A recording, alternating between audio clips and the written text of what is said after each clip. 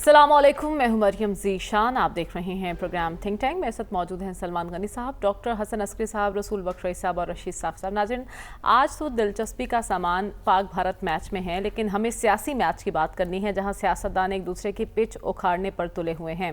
Pak Bharat match तो लग रहा है कि जैसे बारिश की नज़र हो जाएगा, क्योंकि वक्फे वक्फे से बारिश का सिलसिला जारी है। लेकिन हमें कल होने वाले जलसे की बात करनी है, जहाँ पर वज़ीर आला खैबर पख्तूनख्वा खूब गरजे बरसे हैं और उन्होंने अपने मुखालिफिन को एक बार फिर आड़े हाथों लिया और धमकी आमेज लहजे में मुतनब्बे किया है कि अगर बानी पीटीआई हमें कॉल दे दें तो फिर ऐसा मार्च करेंगे और इस अंदाज में बढ़ेंगे इस्लामाबाद के जानिब के जो मुखालिफिन हैं उन्हें इस्लामाबाद तो क्या पाकिस्तान में भी नहीं रहने देंगे। तो हम देख रहे हैं इस दौरान मौलाना के साथ भी उनकी कुर्बतें काफ़ी बढ़ रही हैं और ख़बरें आ रही हैं कि एक 3 रुकनी कमेटी भी बना दी गई है। हो सकता है आइंदा आने वाले हफ्तों में ये दूरियां मज़ीद कम हो जाएं। इस तमाम तर सूरत हाल पर रद्दअमल देते हुए वफाकी वज़ीर अमीर मकाम कह रहे हैं कि वज़ीर आला खैबर पख्तूनख्वा आवाम को फिर 9 मई जैसे वाक़यात पर उकसाने की कोशिश कर रहे हैं। तो क्या वाकई एहतजाज की तैयारी हो रही है पाकिस्तान तहरीक इंसाफ की जानिब से और मौलाना उनका साथ देंगे? इसी पर हम बात करेंगे। सलमान साहब, इस वक्त तो बजट बहुत अहम तस्वुर किया जा रहा है, लेकिन कुछ पेशगोइयाँ भी की जा रही हैं मंजूर वसान की जानिब से कि ये 3 महीने बहुत अहम हैं। बजट के बाद कोई हलचल हो सकती है ऐसी एहतजाज के हवाले से? देखें, जमहूरी मुल्कों और माशरों में जो पॉलिटिकल फोर्सेस हैं वो एहतजाज के ऑप्शन इस्तेमाल करती हैं और मुख्तलिफ मौक़े पे हुकूमत पे असरअंदाज होने के लिए उनका एहतजाज किसी हद तक कारगर भी होता है। और जहाँ तक आप वज़ीर आला बलूचिस्तान के तर्ज अमल की बात कर रहे हैं, वज़ीर आला खैबर पख्तूनख्वा के, तो वो मुसलसल एक जारहाना तर्ज अमल अख्तियार किए हुए हैं। वो दरअसल पख्तूनख्वा के अवाम के सामने नहीं, वो बानी पीटीआई की अदालत में सुरखरू होना चाहते हैं। और पीटीआई की सियासत का भी अगर आप जायज़ा लें तो जब से पीटीआई बनी है सवाए 3.5 साल की हुकूमत के मुसलसल वो एहतजाजी अमल, एहतजाजी तहरीक और लॉन्ग मार्च इस वक्त भी उनके ऑप्शंस में शामिल है और वो जून जुलाई के अंदर इस पे गौर भी कर रहे हैं। अच्छा, क्या वो इस पोजीशन में है? देखें, जहाँ तक आपकी बात है इस पोजीशन में कि बतौर वज़ीर आला पख्तूनख्वा वो अगर लॉन्ग मार्च के ऑप्शन की बात करेंगे तो एक बात मैं आपको बता दूं कि फिर उनकी हुकूमत नहीं रहेगी। क्योंकि इस तरह की सूरत हाल अब वफाकी दारुल हुकूमत में कोई पैदा नहीं करने देगा। अलबत्ता देखें, नारे दावे ऐलानात ज़रूर चलते रहें, लेकिन पीटीआई ने माजी के अंदर भी लॉन्ग मार्च करके दिखाया है। वो दोबारा एहतजाजी ऑप्शन और वो जो आपने मौलाना फजलुर रहमान साहब का जिक्र किया ना, देखिए फजलुर रहमान साहब को साथ में लाने का मकसद ही ये है कि फजलुर रहमान साहब के पास अपनी कारकुनों की एक बड़ी स्ट्रीट पावर है और वो ये अपनी वो जो आपने कहा ना 9 मई वाला दोहराना चाहते हैं। वो दोहराना तो चाहते हैं, लेकिन क्या दोहरा पाएंगे? मेरा नहीं ख्याल दोहरा पाएंगे। और मौलाना फजलुर रहमान साहब भी एहतजाज एक ख़ास लिमिट के अंदर करते हैं। माजी के अंदर उन्होंने कराची से लेकर इस्लामाबाद तक लॉन्ग मार्च किया था। यानी आपको लग रहा है कि मौलाना इनसे मिल जाएंगे मुस्तक़बिल? नहीं, मैं नहीं समझता कि मौलाना, मैं तो पहले दिल से आपको एक बात कह रहा हूँ कि इनकी ख्वाहिश इसलिए ज़रूर है कि मौलाना फजलुर रहमान के पास स्ट्रीट पावर है, दुख साझा है, लेकिन फजलुर रहमान साहब बानी पीटीआई या पीटीआई के लिए इस्तेमाल नहीं होंगे। दरअसल वो ये चाहेंगे, मैं पहले भी कह चुका हूँ कि उन्हें अपोजिशन के अंदर एक बड़ा रोल दिया जाए, जैसे माजी के अंदर पीटीआई की हुकूमत के खिलाफ बड़ी पॉलिटिकल पार्टीज ने उन्हें बड़ा रोल दिया था। फजलुर रहमान साहब आइन और कानून के अंदर रह के एहतजाज करने के कायल हैं, इनके वो मैदान पे नहीं खेलेंगे। और जो 9 मई वाली बात है, मैं नहीं समझता कि इस वक्त पीटीआई दोबारा कोई 9 मई की सूरत हाल तारी करने की पोजीशन में है, चूँकि मुतअद्दिद बार उन्होंने एहतजाज के ऐलानात किए हैं और आपने देखा कि पंजाब में से तो किसी जगह भी चंद दर्जन से ज़्यादा लोग नहीं निकले। पख्तूनख्वा में उनके पास पावर ज़रूर है, लेकिन पख्तूनख्वा की हुकूमत अगर इस्लामाबाद पर चढ़ाई करेगी तो चढ़ाई के ऐलान के बाद मैं समझता हूँ कि फिर हुकूमत के रहने का जवाब ख़त्म हो जाएगा। ठीक है डॉक्टर साहब, आपको क्या लगता है अगर पीटीआई इरादा रखती है और बार बार बजट का जिक्र कर रही है कि बजट के बाद एक महंगाई का तूफान आ जाएगा, इसी को बेस बनाकर एहतजाज की जानिब बढ़ती है, तो इस टाइमिंग को आप किस तरह से देख रहे हैं और आपको लगता है पीटीआई इस पोजीशन में है कि एक बड़ा एहतजाज कर सके? देखिए, पाकिस्तान में सिचुएशन तो एक नाराज़गी गुस्से की है इस वक्त अवामी सतह पर, लेकिन यह है कि मेरा नहीं ख्याल कि फ़ौरी तौर पे कोई एजिटेशन اور پروٹیسٹ سٹارٹ ہوتا ہے، اور جو پروٹیسٹ جو نیشن وائڈ پروٹیسٹ ہوتا ہے وہ ہمیشہ بہت گریجولی ہوتا ہے. بہت کبھی ہم نے یہ نہیں دیکھا کہ ایک کہا لیڈر نے اور ساتھ ہی وہ شروع ہو گیا. ٹائم لیتا ہے، وقت لیتا ہے سارا کا سارا. تو فی الحال تو P T I us position میں نہیں ہے کہ کوئی نیشن وائڈ ایجیٹیشن سٹارٹ کرے. اور البتہ یہ ہے کہ آج سے 3 یا 4 مہینے کے بعد کیا ہوگا ہمیں کچھ نہیں. میں تو بار بار یہ کہتا ہوں پاکستان کی پالیٹکس میں اتنی انپریڈکٹیبلٹی اور غیر یقینی صورتحال پیدا ہو گئی کہ ہمیں نہیں پتہ 3 مہینے کے بعد کون کہاں ہوگا. باقی یہ جو خیال ہے کہ 9 مئی رپیٹ کریں گے، یہ عام طور پہ پی ایم ایل این والے یہ بیان دے رہے ہیں. وہ اس لیے تاکہ ان کو ہمدرد سپورٹ حاصل رہے ان کی جو 9 مئی کا شکار ہوئے تھے. تو اس کی وجہ سے وہ ہر چیز کو اس سے ریلیٹ کرنے کی کوشش کرتے ہیں تاکہ وہ اس سے کوئی سیاسی مائلیج حاصل ہو جاتا ہے. تو میرا نہیں خیال کہ ایسا ہوگا. جہاں تک کے پی کے چیف منسٹر کا گفتگو کا تعلق ہے، دیکھیے ہمارے پالیٹکس میں ہم نے یہ دیکھا ہے، خاص کر بڑی ہماری جو پارٹیاں ہیں، کہ جو سخت گفتگو کرتا ہے، اپنے مخالفین پہ خوب لان تان کرتا ہے، وہ ہمیشہ پارٹی میں اہم ہو جاتا ہے، پارٹی میں اوپر چلا جاتا ہے. وہ آپ ہر پارٹی میں دیکھ لیجئے. تو اب میرا خیال ہے کہ اس وقت کے پی کے چیف منسٹر صاحب یہ کام کر رہے ہیں جو ہم نے اور پارٹیوں میں بھی ہوتے دیکھا ہے. تو یہ ہماری سیاست کا ایک خاصہ ہے، اور اس چیز کو اگر ڈسکریج کرنا ہے تو پارٹی لیڈرشپ ڈسکریج کر سکتی ہے، ٹاپ لیڈرشپ جو ہوتی ہے. لیکن ٹاپ لیڈرشپ انکریج کرتی ہے، اپریشیٹ کرتی ہے، اور اس لیڈر کو بہت پروجیکٹ ہوتا ہے. آپ دیکھ لیجئے، آپ لیڈروں کے نام آپ کو پتہ ہے کہ میں کن کی بات کر رہا ہوں، کہاں سے کہاں پہنچے ہیں. تو اس کا کیا مطلب ہے؟ اس کا مطلب تو یہی ہے نا کہ آپ بھی بد زبانی کریں، بد کلامی کریں، اپنے مخالفین کو برا بھلا کہیں، آپ سرفراز ہوں گے اپنی پارٹی کے اندر.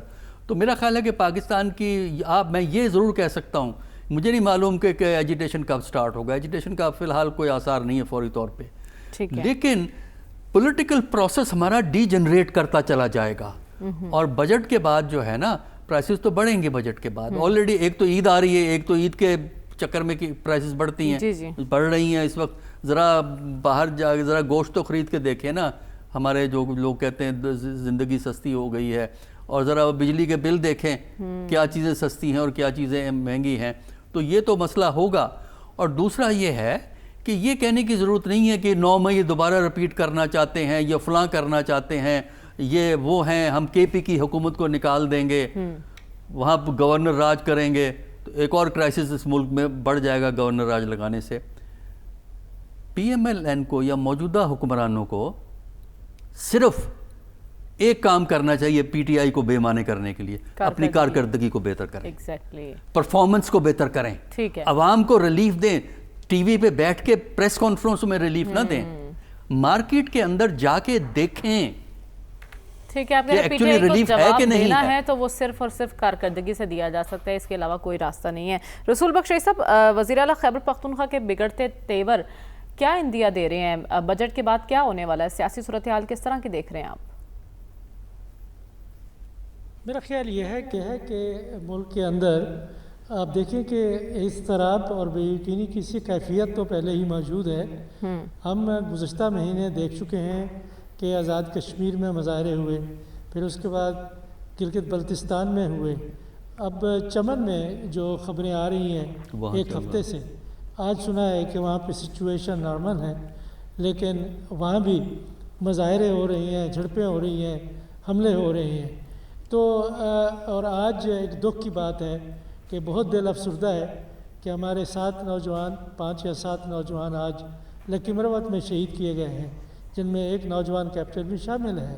تو یہ ایسے واقعات ہو رہے ہیں ملک کے اندر.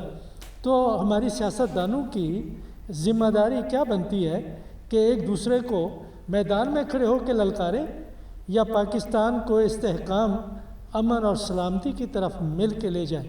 ہم نے ماضی میں کئی ایسے مواقع کھوئے اور اس کے نتائج آج تک ہم بھگت رہے ہیں کہ تحریکیں ہم چلاتے رہے، احتجاج کرتے رہے، حکومتیں گراتے رہے، لیکن بنا نہیں پائے. کہ جو اس کے بعد ایک تعمیر کا مسئلہ تھا، اور جب بیٹھنے کی بات آئی کہ کیسے ایک بحران تو پیدا ہو گیا ہے، اس بحران کو حل کیسے کریں، ہر ایک نے اپنی راہ لی، اکٹھے نہیں ہوئے، अयूब खां के खिलाफ तहरीक चली, उसके बाद क्या हुआ? जुल्फ़िकार अली भुट्टो साहब के खिलाफ तहरीक चली, उसके बाद क्या हुआ? ठीक है। ज़िया-उल-हक साहब के खिलाफ तहरीक चली, तहरीकें चलती रहीं, लेकिन हमारे सियासतदानों में एक शऊर नहीं आया। बिल्कुल, सियासतदानों ने माजी से सबक नहीं सीखा है। इसी मामले साहब चल क्या रहा है? हम ये भी देख रहे हैं कि मौलाना के साथ पीटीआई प्यार की पींगे भी बढ़ाना चाह रही है। 3 रुकनी कमेटी कायम कर दी गई है असद कैसर की सरबराही में, जो राबते करेगी और अगले हफ्ते शायद एक मुलाकात भी मुतवक्के है। क्या लग रहा है आपको, ये अलायंस हो जाएगा? मरियम, देखिए, मैं आपके प्रोग्राम में पहले भी अर्ज़ कर चुका हूँ कि मौलाना साहब की असल लड़ाई जो है वो खैबर पख्तूनख्वा की सियासी मैदान में है, और उनकी असल नाराज़गी दरअसल जनूबी अजला में है, जहाँ पे वो तवक्को कर रहे थे कि वो और उनका ख़ानदान जो है वहाँ से सीटें निकाल लेंगी और वो असम्बली में और हुकूमत में पहुँच जाएंगे, लेकिन ऐसा नहीं हुआ था। और आप जानती है कि उनको शिकस्त जो हुई है वो अली अमीन और पीटीआई के उम्मीदवारों के हाथों हुई है। तो जब तक मैं ये नहीं देखूंगा कि अली अमीन मौलाना फजल रहमान के पास आते हैं या मौलाना फजल रहमान अली अमीन के पास जाते हैं, तो ये इत्तेहाद तो मुझे बनता हुआ नहीं दिखाई देता। और ज़ाती तौर पे भी कुछ मालूमात मेरे पास है कि मौलाना साहब तो हुकूमत से नाराज़ है, इस्टेब्लिशमेंट पे भी वो तपे हुए है, लेकिन वो एक स्टेज पे पीटीआई के साथ एहतजाजी तहरीक शुरू करने के लिए ताहाल राज़ी नहीं है। पाकिस्तानी सियासत भी पाकिस्तानी टीम की तरह है कि वो अमेरिका के हाथों जिस तरह जो बिल्कुल एक नई टीम थी, इस वक्त मुझे एक ब्रेक का कहा जा रहा है। वापस आऊंगी तो इसी मामले पर आपसे गुफ्तगू का सिलसिला आगे बढ़ाऊंगी। ब्रेक के बाद स्टे।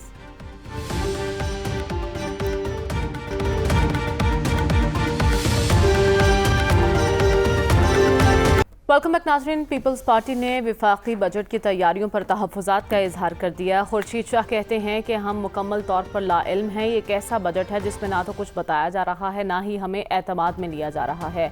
उन्होंने कहा कि हमें नहीं मालूम कि नून लीग क्या कर रही है, निजकारी पॉलिसी के हवाले से, टैक्सेस के हवाले से और तरक्याती प्रोग्राम्स के हवाले से। इवन हमें ये तक मालूम नहीं है कि ये बजट खुद नून लीग बना रही है या फिर IMF का मुसल्लत करदा बजट जो है सामने लाया जाएगा। तो क्या वाकई ही ऐसा है? इसी पर हमें बात करनी है। सलमान साहब, पीटीआई एक इल्ज़ाम आयद करती रही है कि पीपल्स पार्टी और नून लीग एक ही सिक्के के 2 रुख हैं, और पीका कानून में हमने ये एग्जाम्पल देखी भी है। क्या वाकई ऐसा इत्तेहादियों को एतमाद में नहीं लिया गया नून लीग की जानिब से? देखें, एक बात तो मैं आपको बड़ा क्लियर कर दूं कि अगर तो IMF का बजट है तो फिर तो पीपल्स पार्टी को कोई इतराज़ नहीं होगा, उस पर तहरीक इंसाफ को भी कोई इतराज़ नहीं होगा। बात है कि ये मखलूत हुकूमतें चलाना बहुत मुश्किल होता है, और अगर खुर्शीद शाह जैसा सीजनड आदमी ये बात कह रहा है कि जी ना हमें हुकूमत बता रही है कि बजट वो बना रही है या IMF बना रहा है, मेरा ख्याल खुर्शीद शाह साहब को पता है कि बजट कैसा बन रहा है, पाकिस्तानी कौम को नहीं पता। और हो ये रहा है, देखें, ये बजट जो होता है एक संजीदा अमल होता है। इसमें जहाँ पर हुकूमत ने अपनी तरजीहात से आगाह करना होता है, वहाँ पर अपनी मुआशी पॉलिसीज़ की बात भी करनी होती है। इस वक्त एक गोमगो की सूरत हाल है, इसलिए कि प्राइम मिनिस्टर साहब और जो फेडरल मिनिस्टर्स हैं वो कल चीन के दौरे से वापस आए हैं। 2 रोज़ बाद बजट का ऐलान होना है, और बजट में कोई आवाम के लिए कोई रिलीफ नहीं है कि उसमें तो एक टैक्सेशन का अमल है, और टैक्स 3000 अरब के टैक्स लगने हैं। तो माजी के अंदर मुझे याद है कि लोगों का इंटरेस्ट होता था, जब बजट आता था तो लोग बैठ के सुनते थे कि कुछ चीज़ों में इजाफा होता था और कुछ चीज़ों में कमी होती थी।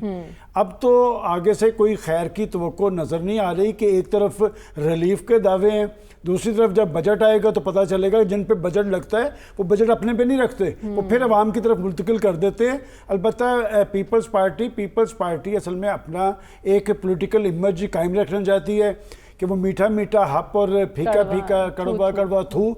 तो बात ये कि पीपल्स पार्टी ये बजट मंजूर करेगी। देखिए, मेरी बात आप लिख के रख लें कि कोई ऐसा इतराज़ नहीं, इसलिए कि गवर्नमेंट के अंदर वो मौजूद हैं, तमाम आईनी ओहदे उनके पास हैं, गवर्नमेंट की मराद और समरात समेट रहे हैं, लिहाजा वो अपना एक सियासी इमेज कायम रखने के लिए वो ये बात ज़रूर कर रहे हैं। बजट पास होगा और PTI भी हुकूमत को मोर्दे इल्ज़ाम ठहराएगी, वहाँ पर IMF को कोई टारगेट नहीं करेगा। ठीक है, तो आप कह रहे हैं कि पीपल्स पार्टी और नून लीग एक ही हैं, हम बजट पास होता भी देखेंगे और मुआशी पॉलिसीज़ के हवाले से। मुआशी पॉलिसीज़ के हवाले से डॉक्टर साहब, आपको क्या लगता है ابھی منظور وسان صاحب کا میں ذکر کر رہی تھی، وہ اپنی پیش گوئیوں کے حوالے سے بڑی امپورٹنٹ رہتے ہیں خبروں میں.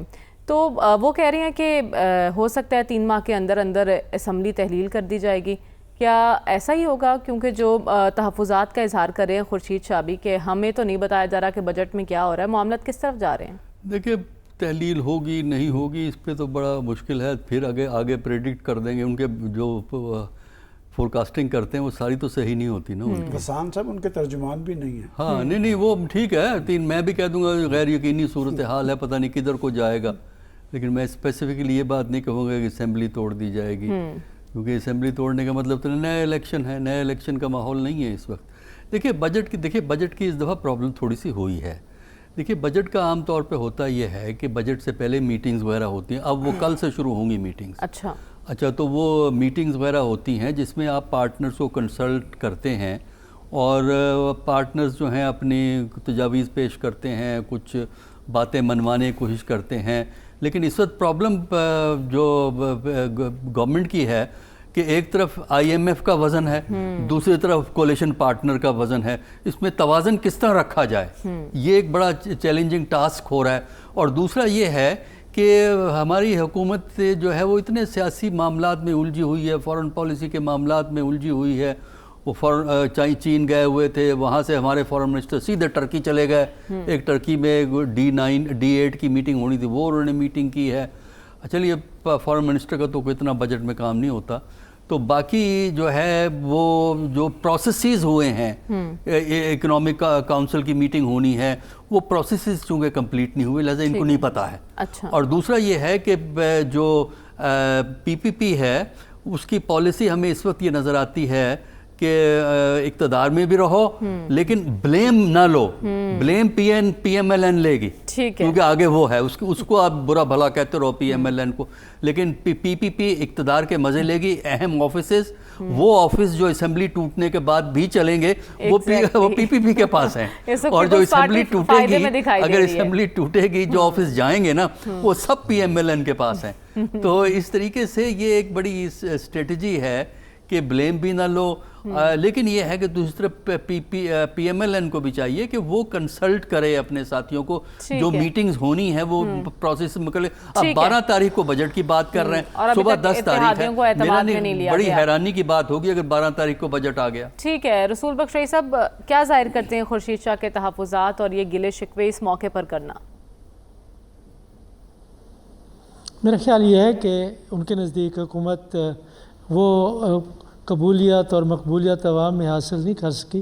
تو اسی لیے وہ جو ایک ماحول بنا ہوا ہے حکومت کے خلاف مہنگائی اور دیگر حوالوں سے، خصوصی طور پہ جو پنجاب میں گندم کا بحران ہے، سکینڈل ہے، اس کے حوالے سے تو وہ فائدہ اٹھانا چاہتے ہیں. ان کا سب سے بڑا مسئلہ پنجاب میں قدم جمانا ہے. وہ سندھ میں تو کافی مضبوط ہیں اور ان کے پاؤں ابھی تک ان کی جو چادر ہے اور پاؤں بلوچستان تک پھیل چکے ہیں. KP میں مشکلات ہیں لیکن پنجاب کے بغیر وہ پاکستان کی وفاقی حکومت میں آ نہیں سکتے. تو ایک سینٹیمنٹ موجود ہے PMLN کے خلاف، اتحادی ہوتے ہوئے بھی، مخلوط حکومت کا حصہ ہوتے ہوئے بھی وہ اس کو وہ ایکسپلائٹ کرنا چاہتے ہیں اپنے حق میں. میں سمجھتا ہوں کہ یہ سیاسی طور پر تو اس کی کوئی اخلاقی بنیاد مجھے نظر نہیں آتی، لیکن ایسے بیانات دینے سے، ایسی حالات پیدا کرنے سے ظاہر ہے کہ وہ مسلم لیگ نون کے لیے مشکلات پیدا کر رہے ہیں. مسلم لیگ نون کو یہ تو ضرور چاہیے کہ جو بجٹ ہے اس میں مشاورت کا عمل سب جماعتوں سے ہونا چاہیے. صرف یہ نہیں کہ پاکستان پیپلز پارٹی سے ہو، وہ تو تاجروں سے ہونا چاہیے، صنعت کاروں سے ہونا چاہیے، دانشوروں سے ہونا چاہیے، اور جو اقتصادی ماہرین ہیں ان سے ہونا چاہیے. کہ بجٹ بنانے کے لیے آپ صرف 3-4 بیوروکریٹس کے حوالے یہ کام نہ سونپیں، بلکہ اس کام کو آپ آگے لے جائیں. سیاسی اور ہر طرح کے جو پاکستان کے سٹیک ہولڈرز ہیں ان سے پہلے کہا جا رہا تھا اتحادیوں کو ساتھ لے کر چلنا بڑا مشکل ہے، لیکن جو 16 ماہ کا ایکسپیرینس تھا اس کی بیس پر کہا جا رہا تھا کہ شہباز شریف کو اچھے سے آتا ہے اتحادیوں کو کس طرح سے ساتھ لے کر چلنا ہے. تو صافی صاحب اب کیا ہو گیا؟ حکومت کیوں مشکل میں دکھائی دے رہی ہے؟ اتحادیوں کو کیوں اعتماد میں نہیں لیا جا رہا ابھی تک بجٹ پہ؟ دیکھیں، ایک تو پیپلز پارٹی کا یہ سٹانس سرے سے ماننے والا ہے ہی نہیں کہ انہیں پتہ نہیں. اگر پتہ نہیں تو پھر حکومت میں وہ کس طرح بیٹھے؟ گوچہ انہوں نے کوئی عہدے وفاقی سطح پہ نہیں لیے. ایک صوبے میں ان کی حکومت، 2 صوبوں میں ان کی حکومت، ایوان صدر پہ ان کا قبضہ. یہاں پہ اگر خورشید شاہ تو کیا نوید قمر اور شہری امان بھی فون کرے تو وزیر اعظم صاحب حاضر ہو جاتے ہیں. تو یہ ساری چیزیں میرے خیال میں صرف فیس سیونگ کے لیے ہے، اور یہ سب کو پتہ ہے کہ آنے والا بجٹ جو ہے عوام دوست بجٹ نہیں کہلائے گا. IMF کی شرائط پہ یہ بجٹ بننے جا رہا ہے. تو ایسے میں پیپلز پارٹی جو ہے فیس سیونگ کے لیے، اور کل کو اگر اس کے خلاف کوئی تحریک اٹھتی ہے، عوامی بے چینی بڑھتی ہے، تو پیپلز پارٹی یہی کہے گی کہ ہم نے تو بجٹ سے پہلے کہا تھا کہ ہمیں اعتماد میں نہیں لیا تھا. تو اگر اعتماد میں نہیں لیا ہے تو آج آپ کو کیوں یاد آ رہا ہے 2 دن بعد جو بجٹ پیش ہو رہا ہے؟ پہلے سے آپ پارلیمنٹ میں بیٹھے ہیں، ہر بڑے فیصلے میں آپ شریک ہوتے ہیں. آپ کا جو کو چیئرمین ہے وہ دبئی تک جا کے حکومت کے لیے رستے ہموار کر رہا ہے، یہاں پہ سیاسی لابنگ کر رہا ہے. بلاول بھٹو زرداری صاحب یہاں پہ ایوان میں موجود ہوتے ہیں، آپ کی پوری پارلیمانی پارٹی موجود ہے.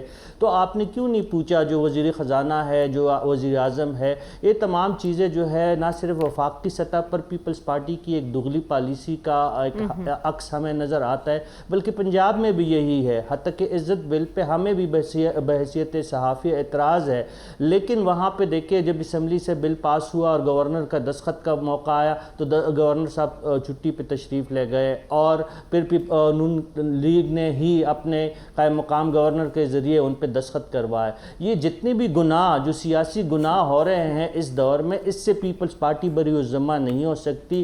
اگر اچھائی ہوگی تو پھر پیپلز پارٹی تو خوب کریڈٹ لے گی کہ ہم نے بیساکھی فراہم کر کے مسلم لیگ نون کو یہ موقع دیا تھا، اس لیے یہ کارکردگی ان کی سامنے آئی.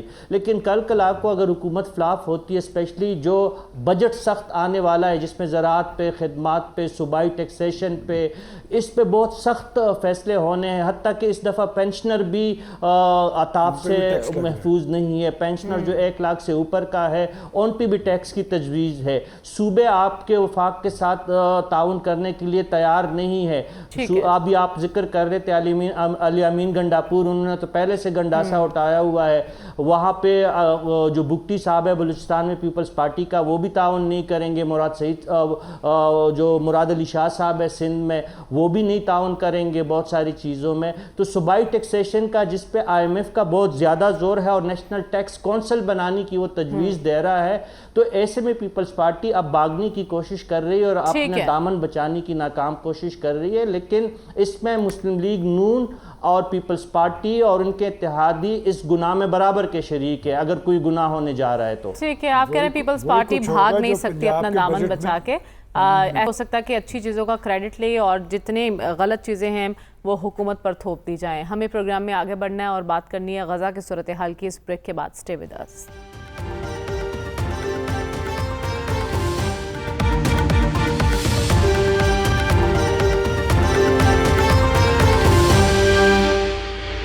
ویلکم بیک ناظرین. اسرائیلی فوج نے 8 ماہ بعد 4 یرغمالیوں کو بازیاب کرانے کا دعویٰ کر دیا ہے، لیکن 4 یرغمالیوں کو بازیاب کروانے کے دوران وحشیانہ بمباری کی گئی، جس کے نتیجے میں ہم دیکھ رہے ہیں کہ 200 سے زائد فلسطینیوں کو شہید کر دیا گیا ہے. اسی معاملے پر ہمیں بات کرنی ہے. کہا جا رہا ہے حماس کی جانب سے اگر 8 ماہ بعد آپ نے 4 یرغمالی بازیاب کرائے ہیں تو یہ اسرائیل کی ناکامی ہے، لیکن اس دوران جو 200 سے زائد فلسطینیوں کو شہید کیا گیا. سلمان صاحب، اس وحشیانہ آپریشن پر کوئی بات نہیں کر رہا، عالمی ضمیر کیوں حرکت میں نہیں آ رہا؟ دیکھیں، بات یہ ہے کہ یہ نصیرات میں کیمپ ہیں فلسطینیوں کے، اور وہ ان فلسطینیوں کے ہیں جو بیچارے زخمی ہیں، جو بے گھر ہیں. اور بات یہ کہ آپ نے جیسے کہا کہ جی عالمی ضمیر بھی حرکت میں نہیں آ رہا اور عالم اسلام کو بھی سانپ سونگھا ہوا ہے. اور ایسے لگتا ہے کہ عالم اسلام تو اس انتظار میں ہے کہ یہ فلسطینیوں کی نسل کشی کا عمل نتیجہ خیز ہو تاکہ ہماری جان چھوٹے، چونکہ پریشر آ رہا ہے، پریشر بہت ہے. دیکھیں، عالم اسلام کی حکومتیں کدھر کھڑی ہیں سب کو پتہ ہے، اور عالم اسلام کدھر کھڑا ہے وہ اپنی حکومتوں کی طرف دیکھ رہا ہے. تو بات یہ ہے کہ میں نہیں سمجھتا کہ کوئی اس طرح کے اقدامات نہ عالمی سطح پہ ہوئے نہ عالم اسلام کی سطح پہ ہوئے. کسی نے اسرائیل کا عملاً ہاتھ نہیں پکڑا. اور بات یہ کہ اسرائیل اب اپنے آپ کو کوئی پابند نہیں سمجھتا، جن کی تھپکی انہیں حاصل ہے وہ سب کو پتہ ہے. اور بات یہ کہ یہ جو نسل کشی کا عمل ہے، اگر فلسطین کے اندر یہ صورتحال طاری ہوتی ہے تو یہ دراصل انسانیت کا ایشو ہے. اور اگر یہ جس کی لاٹھی اس کی بھینس کا اصول اپنایا گیا ہے تو یہ پھر عالمی امن بھی قائم نہیں رہے گا. کل کو کسی اور قوم کی باری آ جائے گی. اور ان بیچاروں کا قصور کیا ہے اور اسرائیل کے پیچھے کون کون سی عالمی فورسز کھڑی ہیں؟ میں سمجھتا ہوں کہ اصل ذمہ داری، بنیادی ذمہ داری تو عالم اسلام کی تھی، اور عالم اسلام کی مجرمانہ غفلت اور اس کی خاموشی نے اصل یہ اسی کا باعث ہے. ٹھیک ہے ڈاکٹر صاحب، آپ کیا کہیں گے؟ ہم دیکھ رہے ہیں کہ اسپیشلی مغربی ممالک میں بڑے مظاہرے بھی ہو رہے ہیں. کیا وہ مظاہرے بھی نتیجہ خیز نہیں ہو پا رہے؟ دیکھیے غزہ پہ کیا بات کریں، مطلب کوئی بات ہی نہیں ہے کرنے کے لیے. وجہ اس کی یہ ہے کہ جن لوگوں کے پاس عالمی سطح پر اختیار ہے، قوت ہے، وہ سب کے سب اسرائیل کو سپورٹ کر رہے ہیں. اب ٹھیک ہے، عوامی سطح پہ ایک ہمدردی ہے، ایک انسانیت کا جذبہ ہے جس کا مظاہرہ ہم نے مغربی ممالک میں بھی دیکھا ہے، اسلامی ممالک میں بھی دیکھا ہے. لیکن حقیقت میں اسلامی ممالک کی حکومتوں اور مغربی ملکوں کی حکومتوں میں صرف فرق اتنا ہے کہ یہ جو ہے وہ فزیکلی ان کو سپورٹ کر رہے ہیں، یہ فزیکلی سپورٹ نہیں کر رہے، لیکن ڈپلومیسی میں اتنے پیچھے ہیں کہ پورا میدان جو ہے وہ اسرائیل اور امریکہ، برطانیہ، جرمنی، فرانس جو ان کے ساتھی ہیں ان کے لیے کھلا. فلسطین سے یکجہتی کا اظہار کرتے ہیں لیکن اسرائیل کی مذمت نہیں کرتے. نہیں، وہ اسرائیل کی مذمت تو اس لیے نہیں کرتے نا کہ وہ ان کے یہ ہے کہ یہ واقعہ ہو گیا، ورنہ ہمارے بہت سے ممالک، عرب ممالک جن کو ہم بڑی عقیدت سے دیکھتے ہیں، وہ تعلقات بنا رہے تھے اسرائیل کے ساتھ. تو حماس کی وجہ سے یہ معاملہ سارا رک گیا.